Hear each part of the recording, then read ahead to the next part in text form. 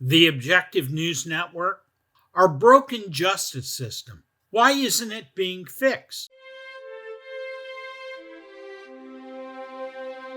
Hello, this is John Hnatio reporting for the Objective News Network. Today, we hear a great deal about how broken our system of justice is in the United States.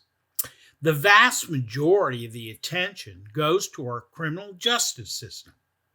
Among the most important problems in the criminal justice system are law enforcement and policing, mandatory minimum sentencing, poverty, and the lack of access to resources, handling of juveniles, unjust sentencing, lack of rehabilitation programs, racism, and over-reliance on incarceration. And then there's a completely separate part of the justice system that deals with what are called civil matters. Civil cases typically involve disputes between parties regarding the legal duties and responsibilities they owe to one another. These cases are handled through civil lawsuits. They usually involve disputes between people or organizations, while criminal cases allege a violation of criminal law.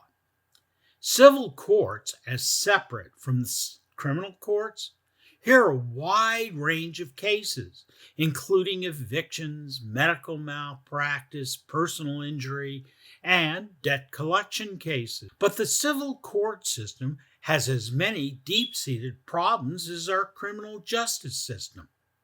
Did you know that debt collection cases, whether they're legitimate or not, are the single most common type of civil court case in the United States today?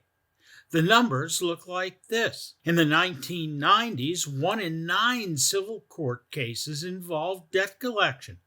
By 2013, it went up to 1 in 4 civil cases. But if you are sued, don't expect to be told about it. The Pew Trust found that many people are totally unaware that they're being sued.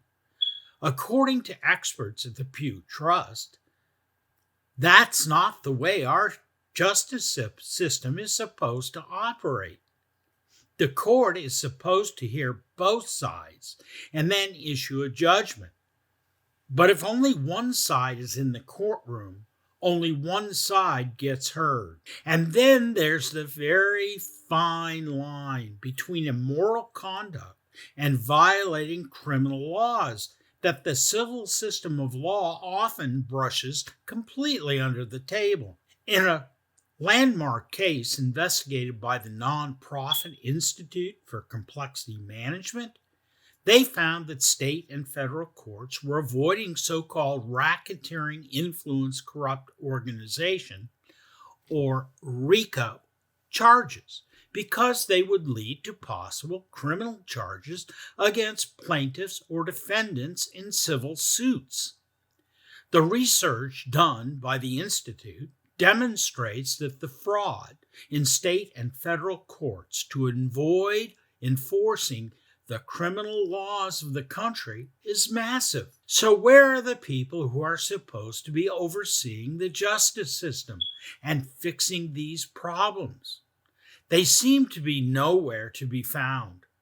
Judges, prosecutors, and the police are among the least accountable professions in our entire society.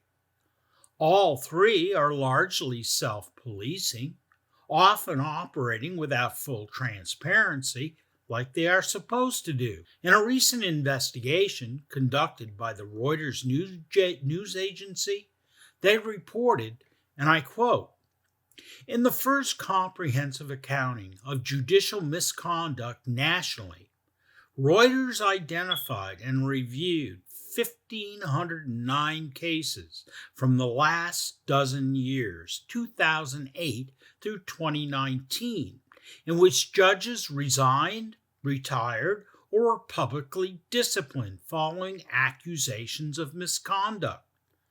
In addition, reporters identified another 3,613 cases from 2008 through 2018, in which states disciplined wayward judges, but kept hidden from the public the key details of their offenses, including the identities of the judges themselves. The Reuters investigation goes on to report that 9 of every 10 judges were allowed to return to the bench after they were sanctioned for misconduct, and reveals an excessively forgiving judicial disciplinary system. Reuters quoted Mr. Stephen Gillers, a law professor at New York University who writes about judicial ethics. And I quote, "Although punishment short of removal from the bench is appropriate for most misconduct cases," Gillers said, "the public," quote, "would be appalled at some of the lenient treatment judges get for substantial transgressions," close quote. It is what it is for May 1st, 2023. This is John Hnatio reporting for the Objective News Network. Thank you for watching, and we look forward to seeing you the next time.